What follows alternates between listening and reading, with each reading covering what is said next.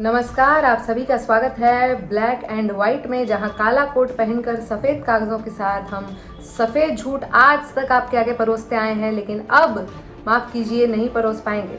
दरअसल सफ़ेद झूठ तो परोसेंगे, लेकिन थाली का मालिक अलग होगा, क्योंकि अब हम डीडी के पास जा रहे हैं। डीडी का अर्थ ममता बनर्जी नहीं है, दूरदर्शन है। हम आज तक को अलविदा कह रहे हैं, जैसे एक समय पर हमने दलाल न्यूज़ को भी अलविदा कहा था।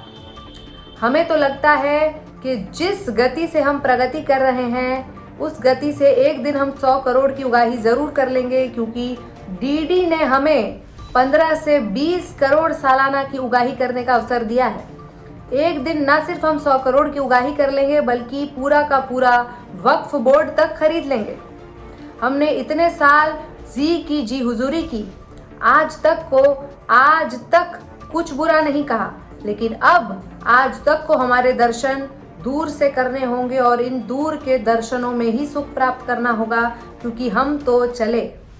एक आम आदमी यदि कुछ हल्का सा भी बुरा करता है, जो कि शायद क्राइम की श्रेणी में भी ना आए, तो उसे सरकारी नौकरी लेने के लिए एक एफिडेविट हाथ में लेकर घूमना होता है कि देखिए हम पर कोई केस नहीं है। लेकिन हमने तो न सिर्फ सरकारी नौकरी बल्कि पूरा का पूरा सरकारी चैनल ही खींच लिया है, बावजूद इसके कि हमने 100 करोड़ की उगाही की थी।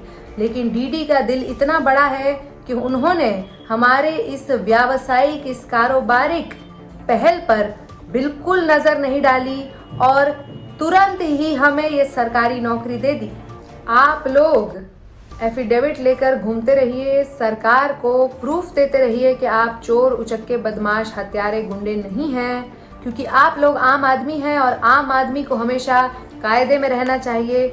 हम लोगों को जो कि खास हैं, फ़ायदे में रहना चाहिए, इसलिए आप कायदे में रहिए, हम फ़ायदे में रहने चले।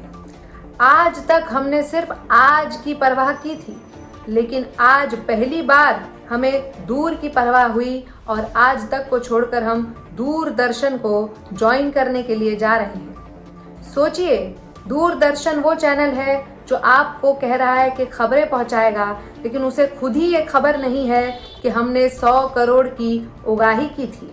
वो खबरिया चैनल जो या तो हमारी 100 करोड़ की उगाही को नज़रअंदाज कर रहा है, या फिर उसे खबर ही नहीं है कि हमने ऐसी कुछ हरकत, ऐसा कोई व्यावसायिक प्रयोग किया भी था, वो क्या दुनिया का नंबर 1 चैनल बनने के लायक नहीं है।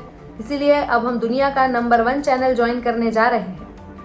आप सोचिए, इतने साल सी की जी हुजूरी करने के बाद आज तक हम कोई BMW का शोरूम नहीं खरीद पाए।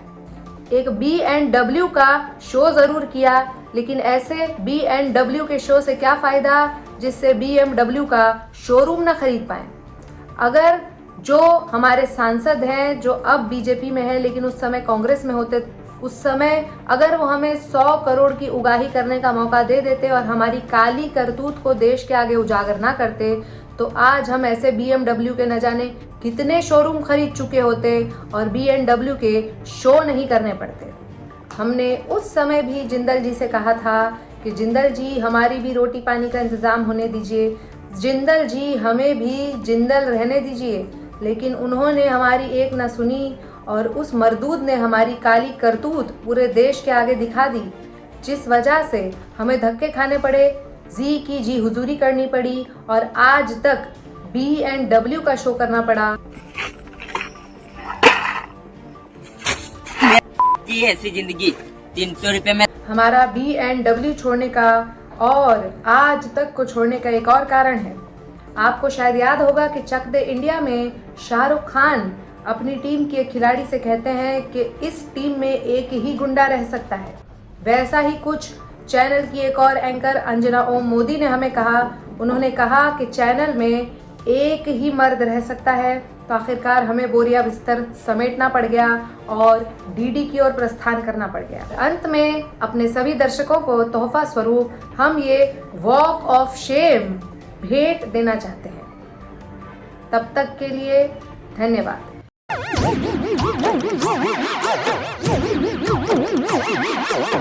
I'm